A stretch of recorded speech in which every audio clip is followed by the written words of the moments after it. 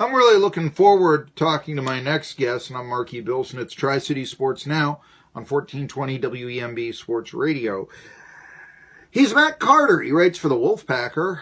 We've had him on a few times to talk about everything from the North Carolina bathroom bill to Dave Doreen and why he doesn't want to go to the Tennessee Volunteers, and, just is NC State the premier football program in the state of North Carolina. I mean, Caleb Calhoun of allfortennessee.com has spoken about he would love to see NC State in the SEC someday.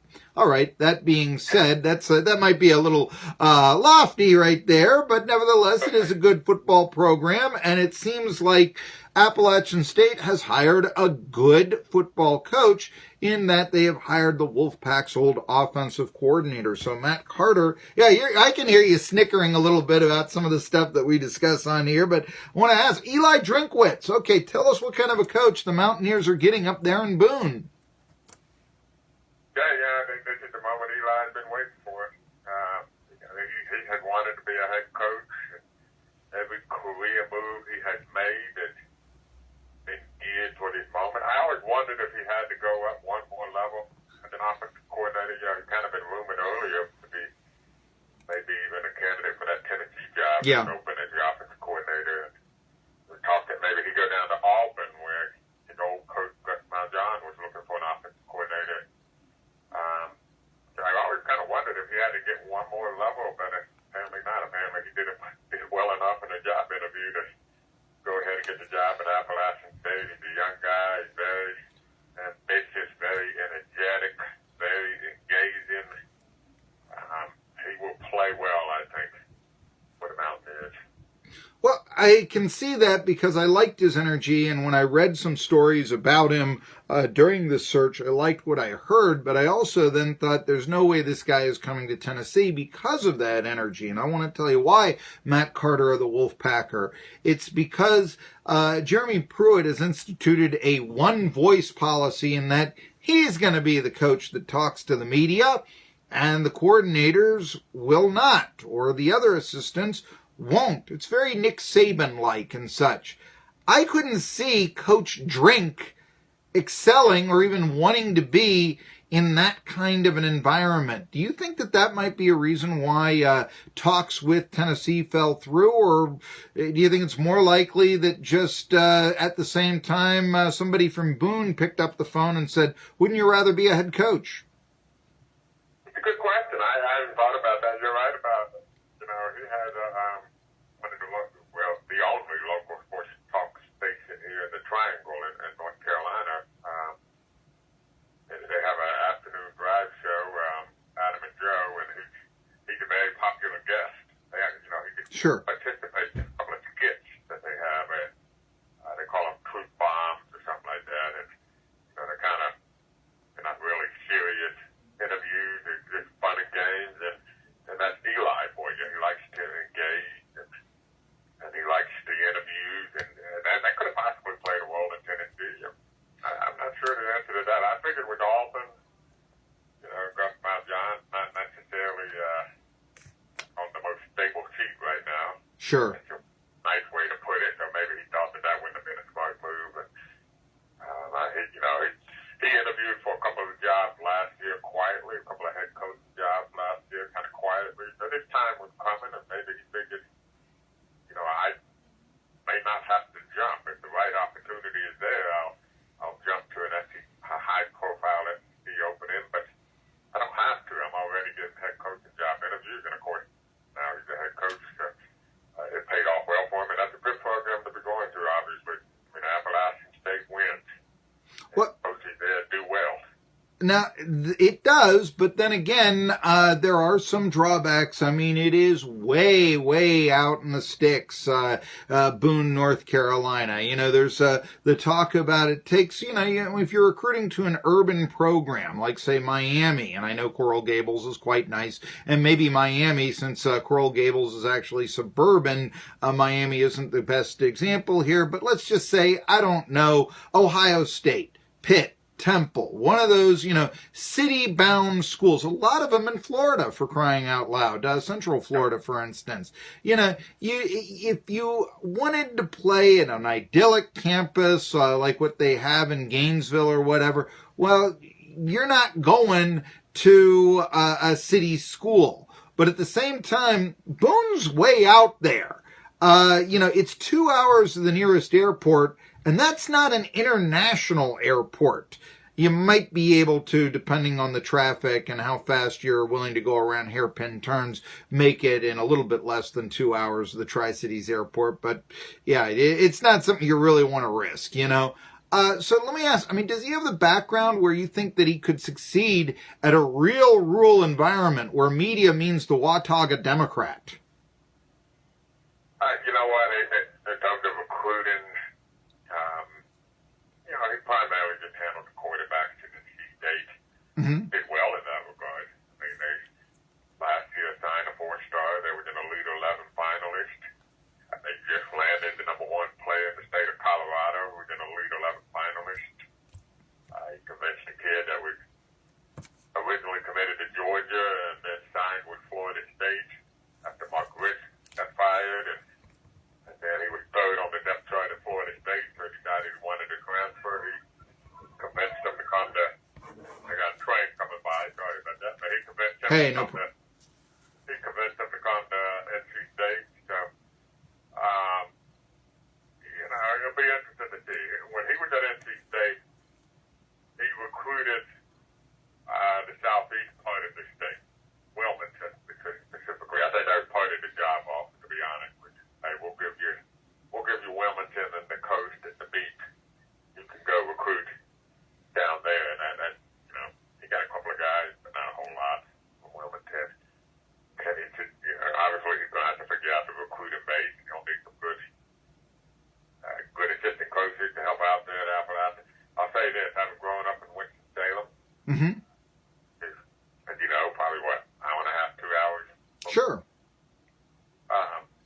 The beauty of Appalachian State is that nobody really recruits the western part of the state.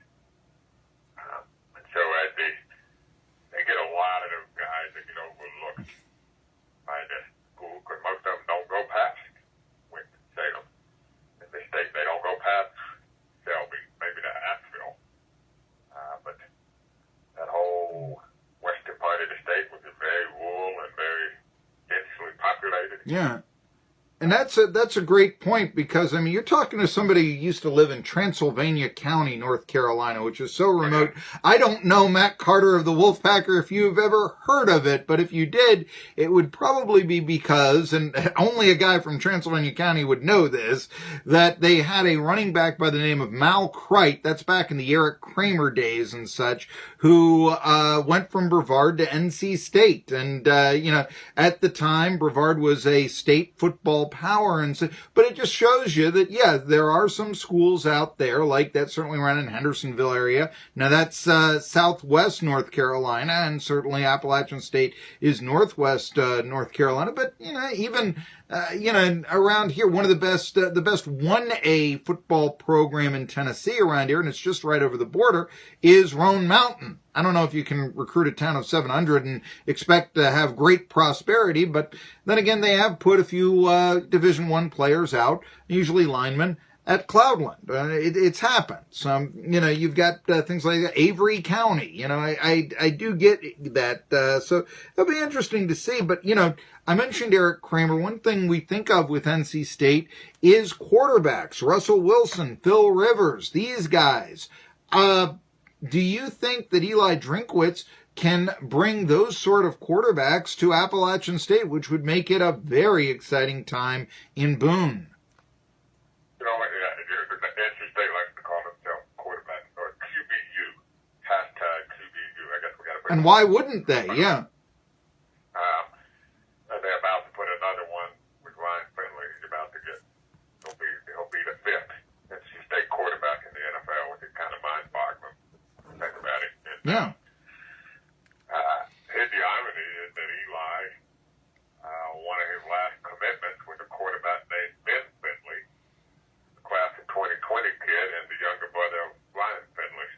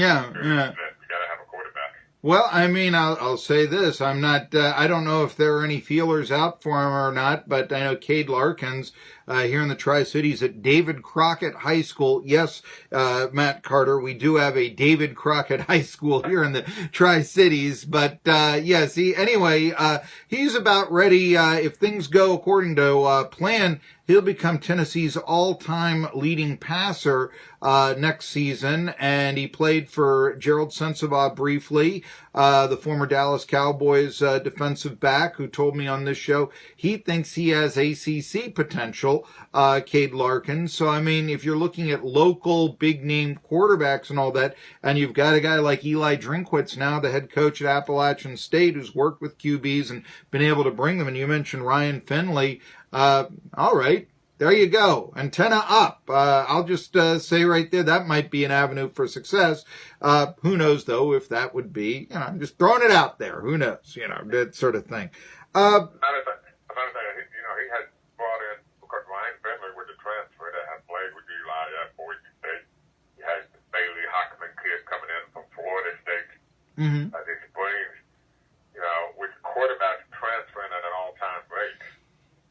Big name schools now. If you don't win the starting job by the time you're a sophomore, they tend to leave. Yes. Yeah. He might be able to pluck in some quarterbacks that are transferring. And that's, absolutely. I mean, that's exactly what Tennessee thought that they were going to get with Keller, or what Keller Chris thought he was going to do when he transferred as a grad transfer to Tennessee last year and such. I mean, certainly. So, no, we get that, what you're saying, and who knows? I mean, like I said, but it is intriguing. I will also say Appalachian State's fan support is very good. I remember going to a Wake Forest game this year, and, if you're from Winston-Salem, this probably won't be that big of a surprise for you, but, you're able to just drive on up right into the parking lot, 15 minutes before the football game, no problem whatsoever. Meanwhile, you have to, from Johnson City or Irwin, drive through Boone, and you are going to meet hours before the game, all those Appalachian State flags on the cars, driving around Boone. They're on the campus and Main Street in Boone on 421 and such, just walking around from the stores and the restaurants and all of that. And like I said, it was hours before kickoff in Boone, but, that was the environment. So in some states, I would say that the Appalachian State environment is better than even certain Power 5 conference teams. I gave you the example there of Wake Forest and such. Duke might be another one, to tell you the truth. Just not a lot of football interest. It's mostly basketball interest and such. Eli will play to the crowd well. I mean, he will go out there and talk to the boosters and talk to the fans. He's the guy that's going to be willing to engage the fans and keep that enthusiasm up, provided that he's winning, obviously. He'll play up there. He'll play it up big time. Let's talk a little bit about, with Drinkwitz now, NC State. Who do you think would be their offensive coordinator? Do you have a short list? Honestly, this kind of fell out of the blue for us. If you had told us a week ago NC State was going to be losing an assistant coach to Appalachian State, we all thought it would have been the offensive line coach. Bedford, who was a former co-offensive coordinator at Appalachian State under Scott Satterfield before he left. NC State is one of the best offensive line coaches in the country. But then Ledford decided to rejoin Satterfield, where it looks like he'll be the offensive coordinator in Louisville. And then, of course, they dropped up with Eli coming to Appalachian. So, the three offensive assistant coaches still on the team right now are all former coordinators. They've all had experience being a coordinator. So he has some internal options that he could use, but, there's some other guys out there. Mike Sanford, who got fired at Western Kentucky. Mm-hmm. Could be a guy you might look at. There might be some other options as well, but that's something we're trying to work on right now. It'll be curious to see how it plays out, because they do have a pretty good bowl game, the Gator Bowl against Texas A&M, that they need to get ready for it. You're down two offensive coaches now.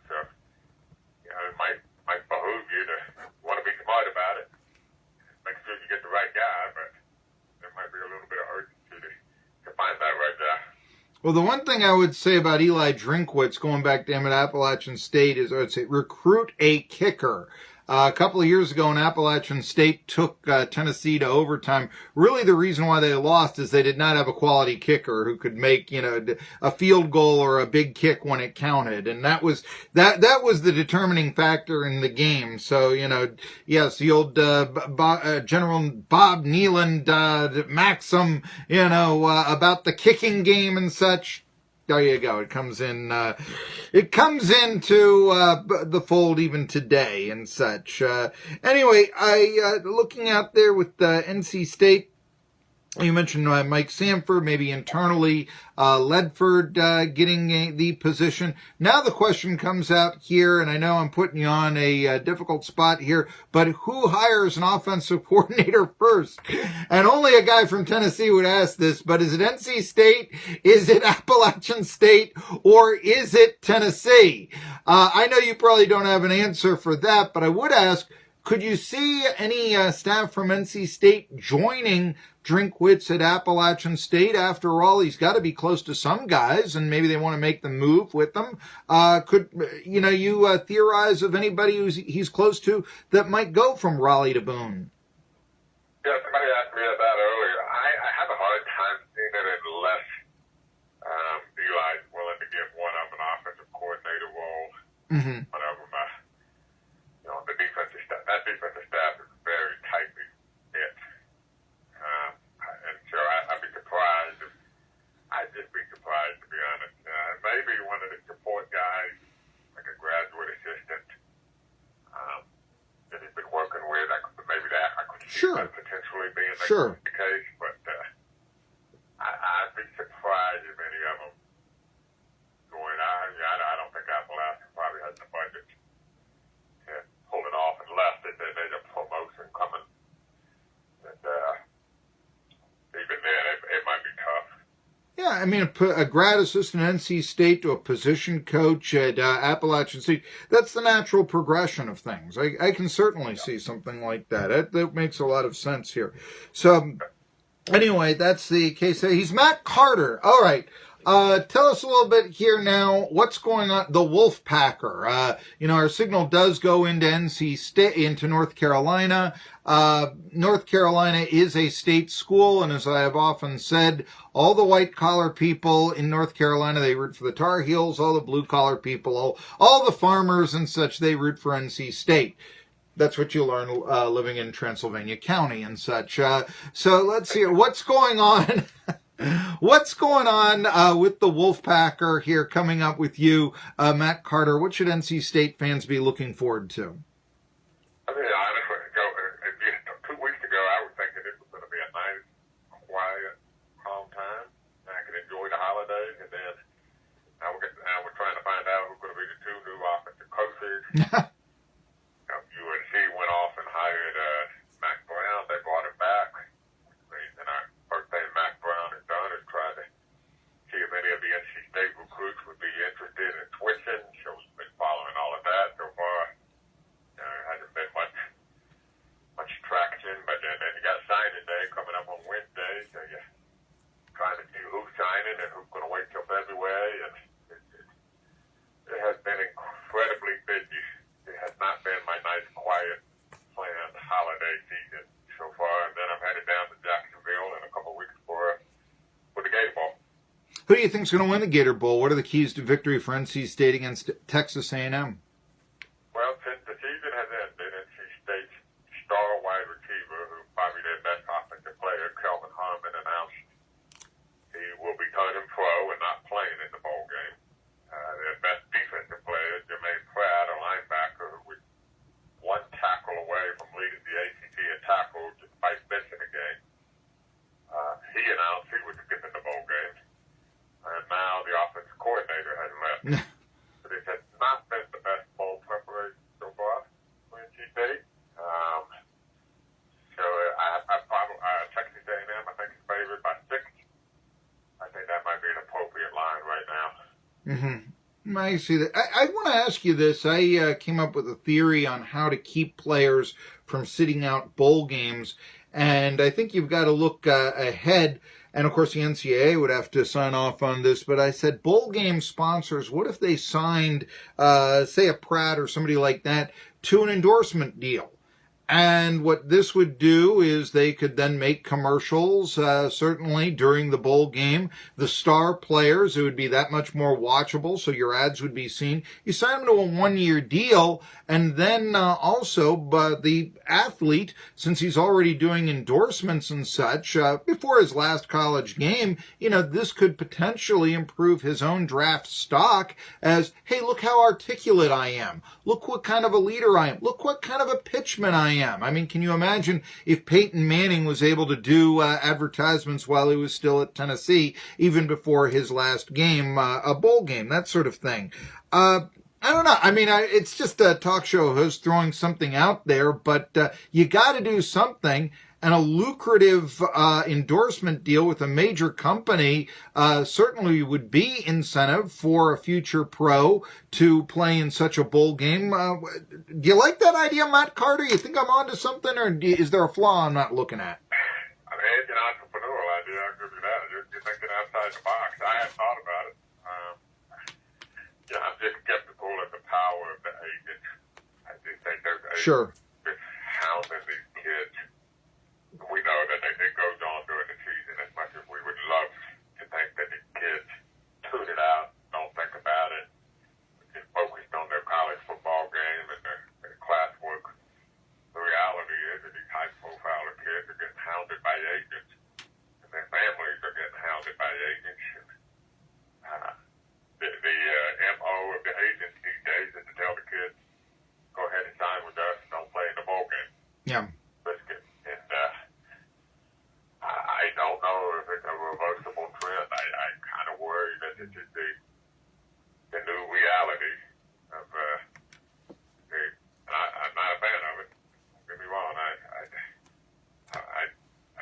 think you owe it to your teammates and your brothers that you've been playing with to help them go out as good as possible. But I also understand you have to look out for yourself and your family.